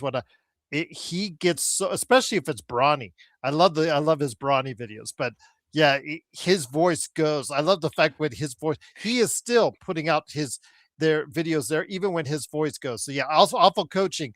I would love to have him on the show, but yeah, I've actually turned on awful coaching to the other guys out there in our WhatsApp chat. They've been watching. Yeah, he's hilarious, absolutely hilarious, King Cora. So yeah, awful coaching would be absolutely great to have on the show. I might reach out to him someday. Who knows indeed. But is the Lakers losing 119-96, 19-10 is the record now. They fall to 5th place in the Western Conference. The next game is on Sunday. They're at home versus Sacramento. Then they are at home against Detroit, who is leading the league. Leading the Eastern Conference. And with the record not too much different now than the Oklahoma City Thunder. And you know what? I had spoken to Caleb Ponce earlier this week, who covers the Oklahoma City Thunder a lot for his Suave Report. And we had said that the San Antonio Spurs in that semifinal of the NBA Cup gained a lot of confidence against OKC. You've seen since then, I said, look, they're just happy to have gone ahead and beat them. Whatever happens this week is just gravy on top of the mashed potatoes. And guess what? They beat them not only once, not only twice, but 3 times. Have they unlocked something that the rest of the league should follow as far as how to beat OKC? No. No? I think we become prisoners of the moment. Okay. Much like how past teams would start fast. They'd go 15-1, 14-1, 20-1, whatever. And all of a sudden, are these guys going to win 80 games? No, it's an 82-game season. OKC hit a rut. They're hitting a rut. And matchup issues maybe with the Spurs, that happens too. Something, just like in boxing, matchups make games. And maybe the Spurs are able to match up with this team in some particular way. And they do. And the 2 teams that they've lost to recently are 2 teams that are athletic and also have a big in the middle, which makes sense, especially if you can keep up with them and kind of wait till the end there to make a couple shots to kind of finish the muscle. Although San Antonio really didn't have to worry about that. They had them pretty much all game, but it's an 82 game season. I'm not really going to put. I'm not looking at OKC as this juggernaut that's going to win 75 games. I didn't Not even. now. Yeah, well, I didn't think that was going to happen even a week or two ago. It's just it's too much. The rigors of the season is too much. So I was talking about the old Laker teams, the 3P team. Well, the 67 win team in 2000, they had a 6 out of 8 run in between their season that they lost. 6 out of 8. That's a lot considering they ended up winning 67 games. The following year, they, in my view, the best Laker team I ever saw and I think ever played, only won 56 games. And then a year later, the 3P team won 58. So it just doesn't. It's just you can. I used to live through this through the 90s when a player in baseball would hit 30 home runs by the All-Star break. The question was, is he going to break Roger Maris's record? So you're going to break Roger Maris's record. And then right around August, right in the dog days of the summer, right after 5 months of the rigors of playing in a game where you're never ever taking a day off other than one here and there, they start to bow out a little bit. Then steroids change that for a few years, and then a few years goes by, and even these guys that are hitting a lot of home runs, they're still not really. I mean, Aaron Judge is the exception. He hit 62. But you're not getting those guys hitting 65, 70 home runs still, even with all the information you have now and even the athleticism that they have as well. So the injuries should always keep you at bay, because the second Chet Holmgren goes down, knock on wood that he doesn't go down, but I'm saying if Chet Holmgren goes down, now this team starts to level off a little more, even though Shai Gilgeous is still a great player and a possible MVP. One little guy that doesn't make it in that area can balance you out just right there. And that's just what it is. That's what the NBA is now. Well, again, the Lakers lose 119-96. Again, we're going to be back on Sunday for what goes on with the Sacramento Kings. I had mentioned, Johnny, again, Derek Jones Jr. and Chris Dunn, see if you can get them as far as a package, as far as less expensive alternatives. Not necessarily world beaters by any stretch of the imagination, but your defense does get marketably better if those two are added on. But again, I don't think there's any one trade with the assets the Lakers have out there that is going to move the needle far enough or close enough to the hierarchy right now in the NBA, whether you want to say it's OKC, Denver, even to teams like right below them with San Antonio, Minnesota, although San Antonio is now in second place in the Western Conference, Detroit, New York. I don't think the Lakers are there as much, and I don't know what they need or can get right now that's available to them in a trade. Sorry, Gerald, I got to interrupt. Sorry, King Cora, sorry. Cora, yes. OKC shoot just as bad as the Lakers. So I'm glad. I was waiting for somebody to say something stupid that was wrong so that I can destroy them now. Where did you get that stat from? Well, their team stats, like today notwithstanding, I'll take a look at their stats overall. Hold on. You're telling me that the OKC team shoots worse or just as worse as the Lakers? I'll look that up. We'll hold on. We'll look that up in a sec. So let's not. Let's go see that. Just go there. Hold on. Give me a second here. Go ahead. I know that again, they're not the greatest shooting team from the outside. So that's stats. Let's see what we got. See what we got for this season for the Oklahoma City Thunder and the Los Angeles Lakers. So there you go. Let's see what we got.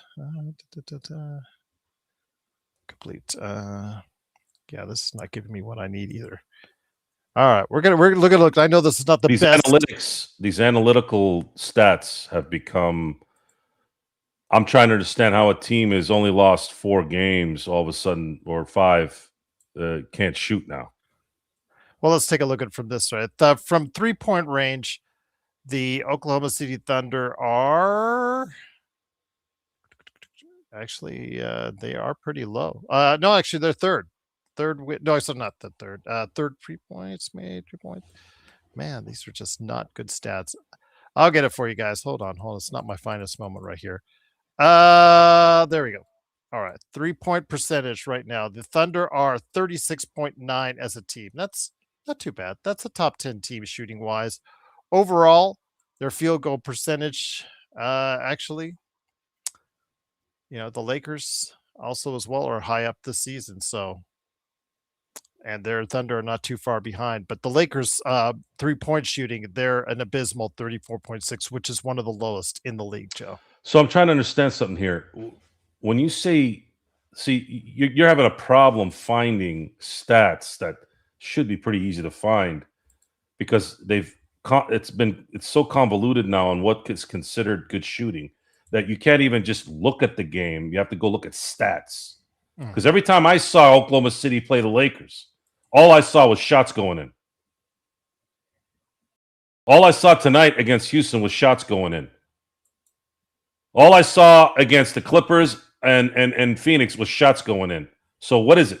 What's a good shooting team? Well, what do you want to base it on? Total percentage, 3-point shooting, because the league is so heavily reliant on it. What stats are you actually want to look at? Because the Lakers overall field goal percentage are second in the league at 50%, just under 50% shooting as a team. Where they falter on because they do so well inside the arc, Joe, is the outside of the arc, where they're one of the poorest shooting teams at under 35% shooting.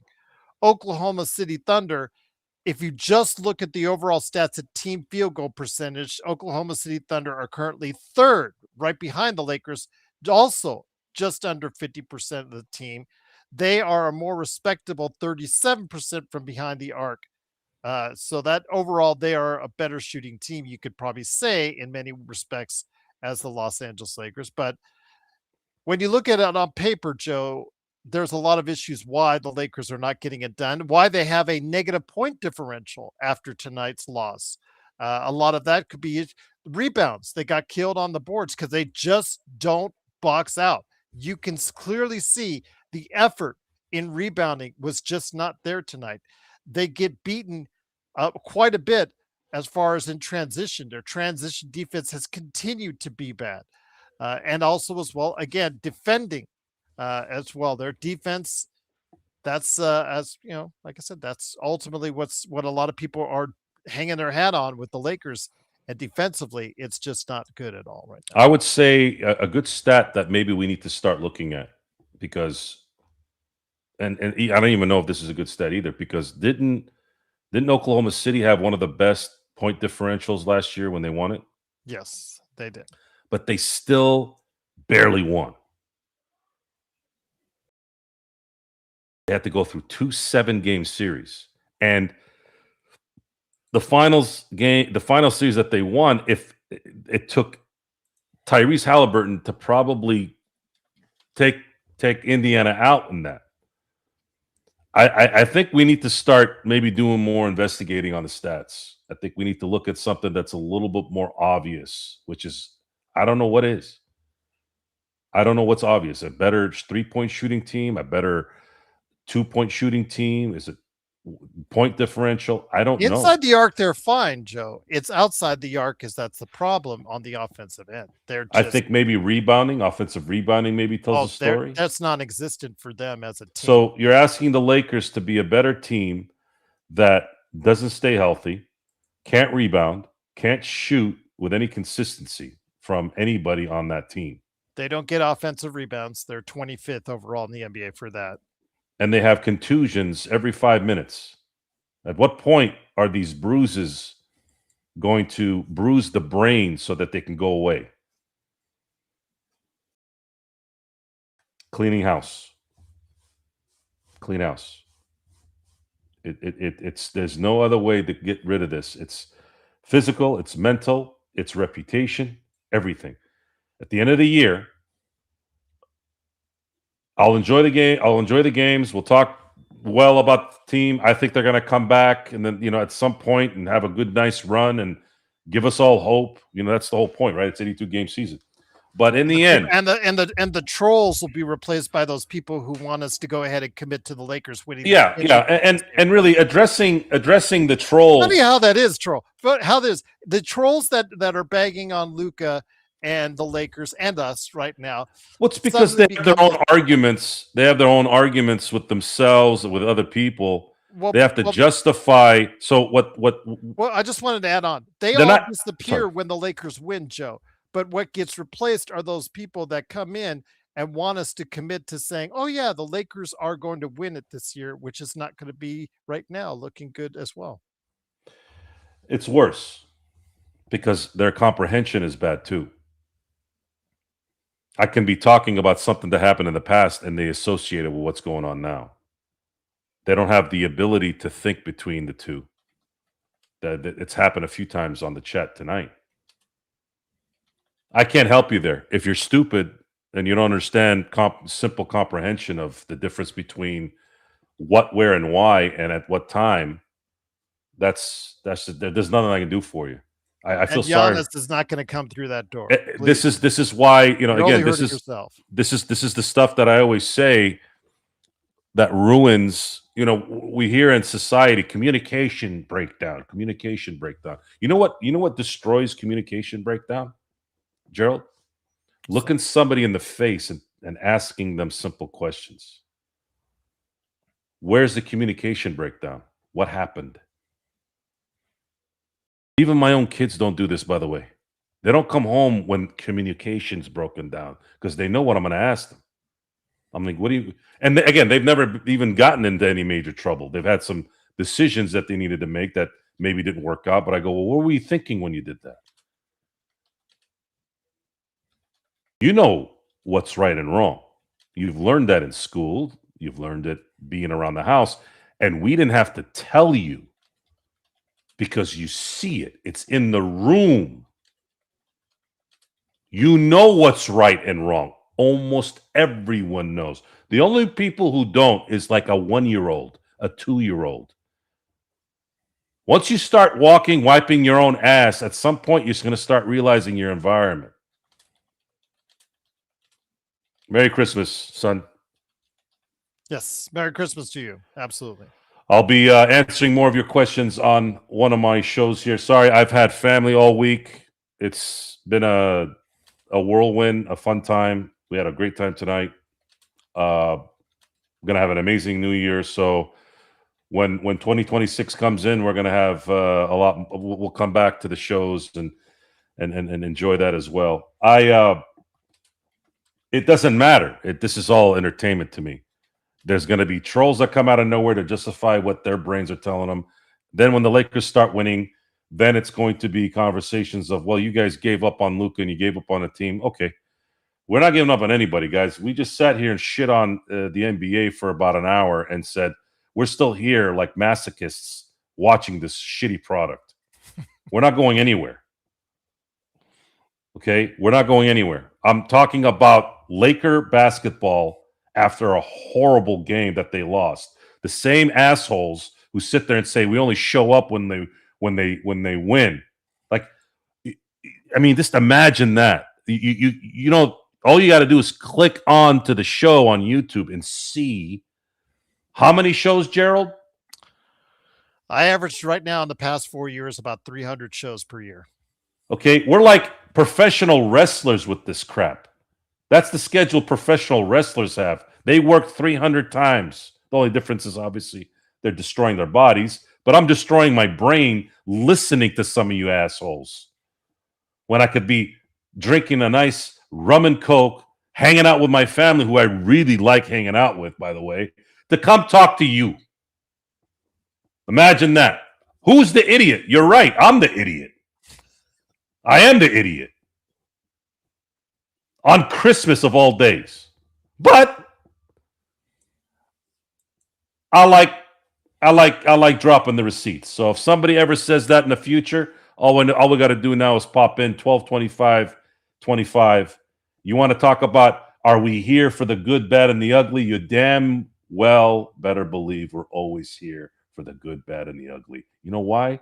Because 6 championships in this century, despite all the dislike of the current regime, despite all the dislike of things that LeBron has done, despite all the dislikes of all the crap that's gone on around the team, at the end of the day, 6 championships was a part of our life, and it was a big part of it. So we're going to hear and we're going to stand by it a little bit more. We're not, the Lakers are not the LA Clippers. Okay. The LA Clippers try to do everything in their power, and it still doesn't work. The Lakers can still win, even though they don't even do anything sometimes. So, and Merry again, Christmas, legend. Black, Razor Ramon was my guy before he was Scott Hall. Before he was Scott Hall. Before I even knew his name was Scott Hall. Wrestling in the 90s, before the Attitude Era started, it was pretty damn good in terms of keeping things close to the chest. Razor Ramon was my guy.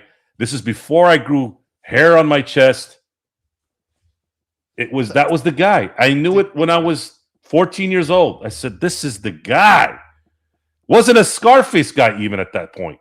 Didn't know who the hell Tony Montana was yet. Yeah, King. There's a really good. I'm going to end this, and then Joe. Sorry, I won't interrupt you again. No, he said he had a bad ending. I'm just saying, yes, he did. A lot of that caused by what he did to his own body. He did, and it's tragic. Unfortunately, a lot of times people can't handle the fame or not having the fame.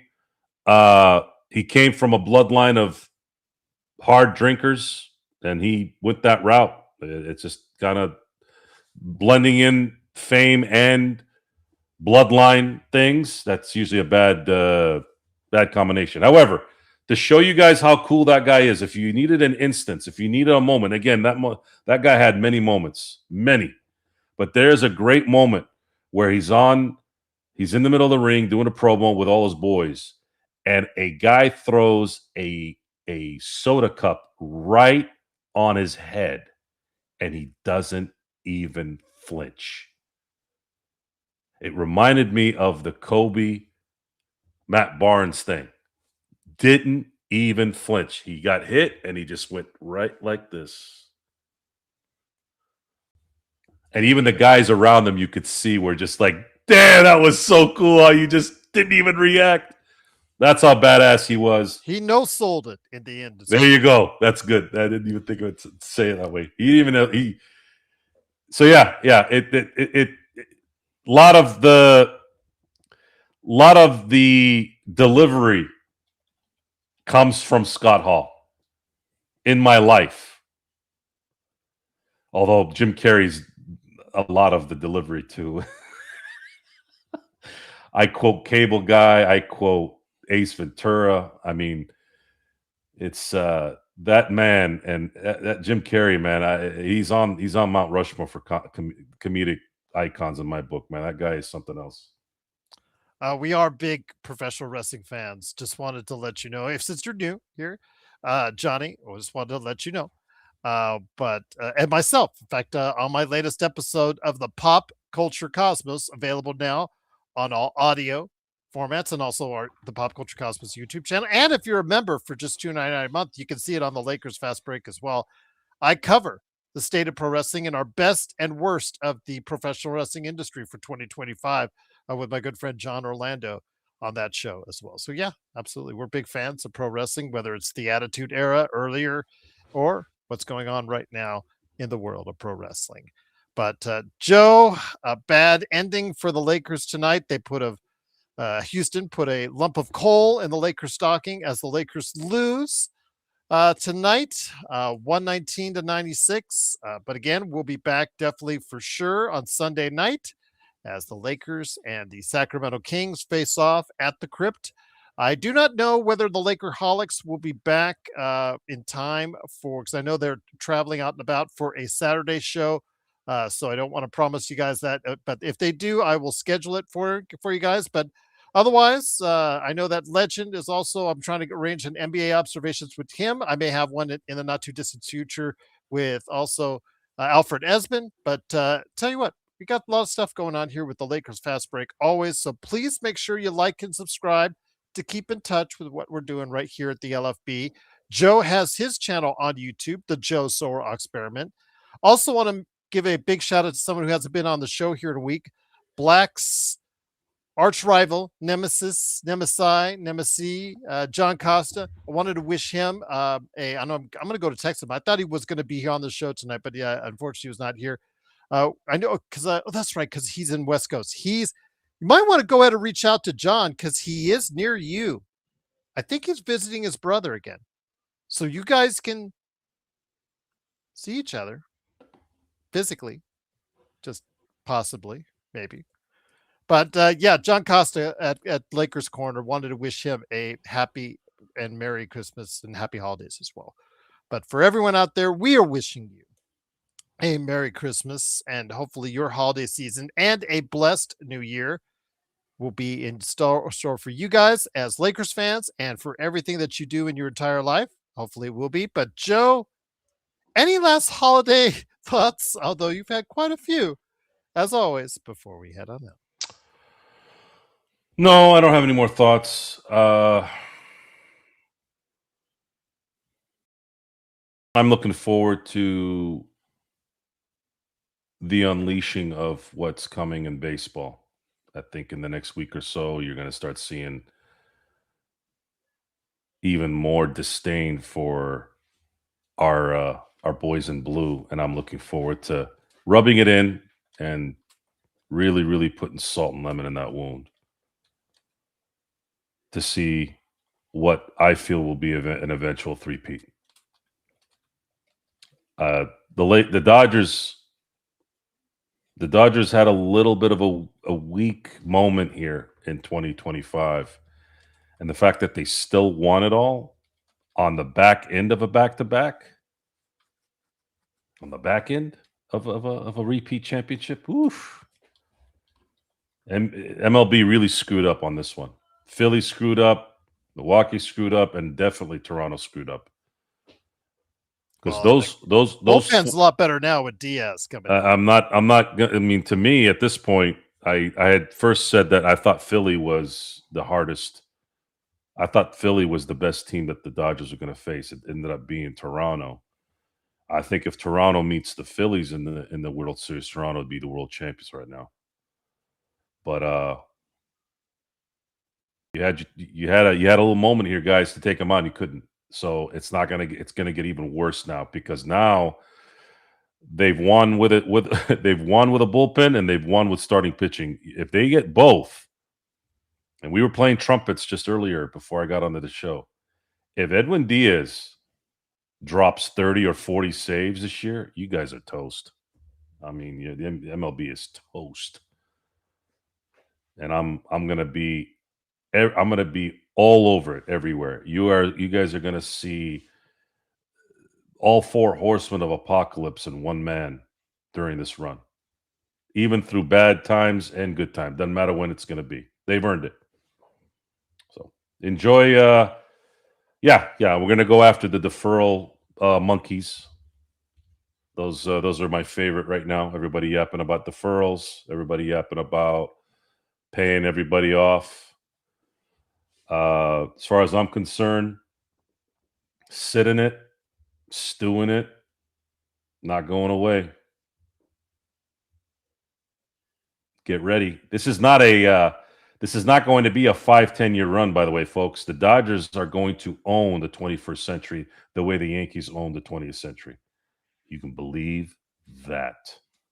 So they're gonna continue to win even when I'm dead.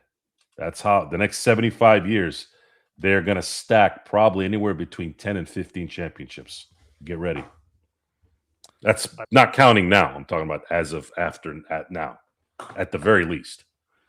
So T3 and D says we're one of the few NBA chats live right now. I mean, no Lakers Nation, no Yovan Buha, no other Lakers. Well, you know what? I'm just glad you guys are here. We had a bigger than normal crowd for us. And again, if any of you like to go ahead and continue watching, you know where to find us. Lakers Fast Break. It's real simple. Please like and subscribe if you get a chance. It really helps out the station. It helps out the channel, excuse me. And we're just glad to have you here for a part of it on this Christmas Day. Could have been better with the Lakers win, but unfortunately that was not the case. But JJ is going to put the guys, according to what he's saying, through the ringer as far as, I guess, a practice and film session. So that is magically going to change things for the better when we face off against the struggling Sacramento Kings on Sunday. I want to see how this looks on Tuesday against Detroit. That's what I'm waiting for as well. So we'll see. What do you want us to talk about, Jones? About the Spurs? We did earlier. We said it's their, it's their situation where we think that they're ready to compete now. I mean, obviously they have a ton of confidence. I've still, if you want my conversations on the Spurs, where we talk extensively about the Spurs and the rest of the NBA, hear my NBA observations, Jonestown. Go watch my NBA observations. They're on this channel. I have extensive conversations with Caleb and other noted reporters from around the league and around the world talking about the NBA. So I have extensive conversations on the Spurs. And you know what? More power to them. They've won 3 in a row on the OKC Thunder. Can they sustain it? Are they ready to take that leap faster than anybody thought? We'll have to wait and see. I still think that backcourt of Dylan Harper and Stephon Castle has to be the one that they go with long term. But De'Aaron Fox, obviously a great game today. How can you fault them for that? But if they can fortify their backcourt around Wemby and maybe stop getting him to take so many ill-advised shots, those fadeaways, stuff like that. And not really at all, Joe. They didn't really in their games against OKC. They really accentuate his size or really take advantage of his size inside lobs.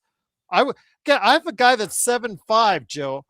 I'm running a lot of pick and roll lobs to that guy, and whether he doesn't like to do it or the San Antonio Spurs like to do it, they're still winning despite some obvious ways that they can make things better for their team, Joe. Clutch Shock is John Costa, guys. It's not neither of us. I'm the experiment. Yeah, John Costa's Clutch Talk and Lakers Corner. I'm the experiment. The Joe Soro experiment.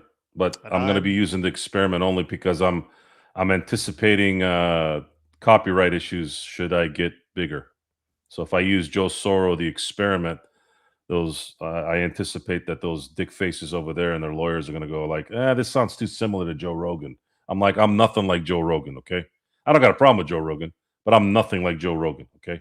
Never will be, ever. Oh, T3, that's something. Yeah. I stream to his channels because he asked me a while back for all the post games just so he could have some regular content. And he, up until this past week, has been a regular part of our show, and hopefully he'll get a chance to come back on. But I know he is away from his normal place of residence. He's visiting family for the holidays, so I'm assuming he didn't have the outlet to come on as far as his normal work office, whatnot. I do know that he will have his 3-minute game report here coming up on Lakers Corner, so you want to go ahead and hopefully check that out. But yeah, it is the Lakers unfortunately losing tonight, but looking forward to hopefully seeing the Lakers rebound and maybe get an easy win over the Spurs, put them back in the positive differential territory, but we'll have to wait and see. Joe, great to have you here, my friend. And again, from all of us to all of you, wishing you a Merry Christmas, and to Joe, to you and your family as well, my friend. Thank you. Yes, we'll have to. We got to let this thing process a little bit more in terms of what the Spurs are going to be, what Oklahoma City is going to be. It's easy to say that right now that these teams are going to be perennials in the next 5 to 10 years because they have Wembanyama, they have Shea, they have Chet Holmgren, sure, but the NBA has changed. An injury changes so much. There was a time where you had LaMarcus Aldridge and you had Brandon Roy and you had Damian Lillard. You're thinking, especially LaMarcus Aldridge and Damian Lillard, you're like, oh man, these guys are going to be a problem for the next 10, 15 years until you realize maybe they're not. I don't know. I don't know what's going to happen with Wembanyama. There's been 2 seasons already, this year and last year, where Wemby's been missing time due to some weird things. I don't know how his body's going to hold up, so I'm not going to say anything there. Maybe that's part of the reason why they have him coming off the bench right now. Yeah. So, and as far as the Oklahoma City Thunder, I don't see anything. God forbid anything happening to Shea Gilgeous, but I don't know what's going to happen with Chet Holmgren. You don't know because that guy's had a history of injuries. So all these things do matter. They do matter. It's just a different NBA. You can't just count on these teams being there at the end most of the time until it is. As far as the Lakers are concerned, what I will guarantee you, because I've seen the operation already work, you will see the Lakers operate very similarly to what OKC and San Antonio are operating at right now. That's going to happen. Mark Walter and the Guggenheims are legit. You just got to wait. Just got to wait. And you got to throw in Denver in there too. Stan Kroenke. Guys won a championship in all 4 leagues. He knows what he's doing too.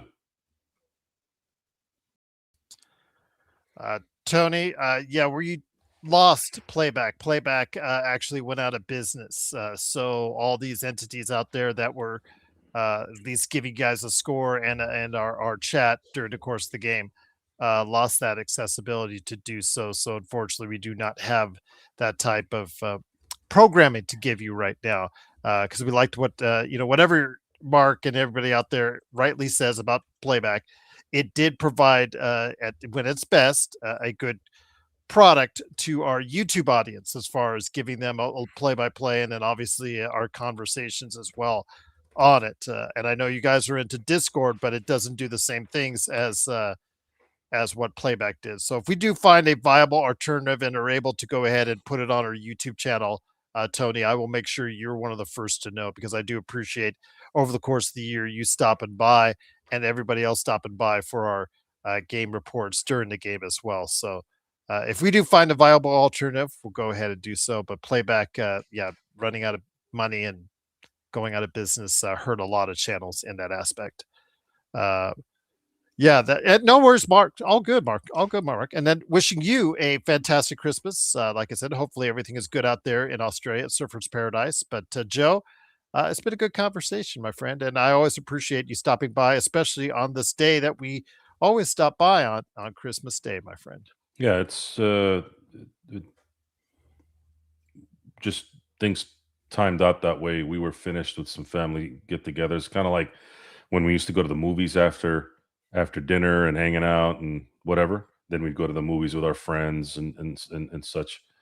It's almost similar to that. As soon as the game was over, my in-laws went home. The fam wanted to go watch the new episodes of Stranger Things, and then I was left to just come on here and do my thing. So it worked out really well schedule-wise.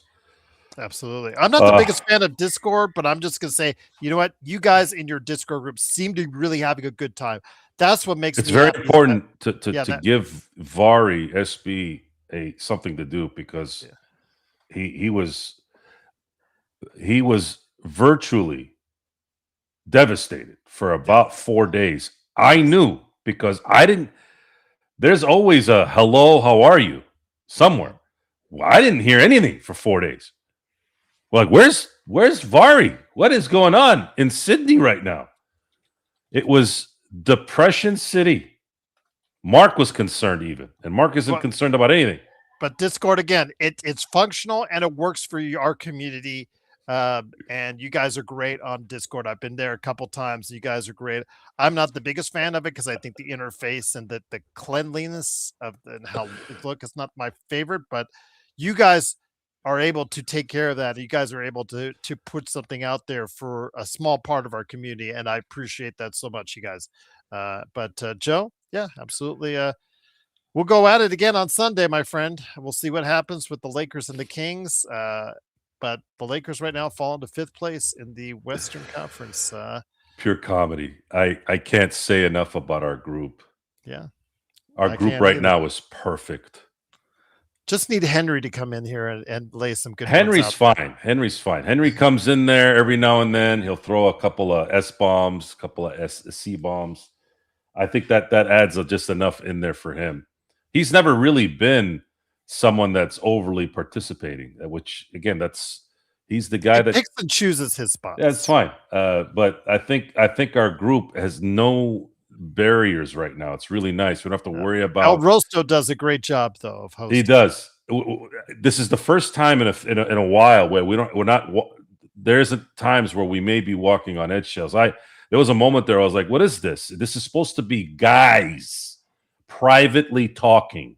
Okay, when I'm around my crew, I'm not worried about saying things that's going to offend somebody.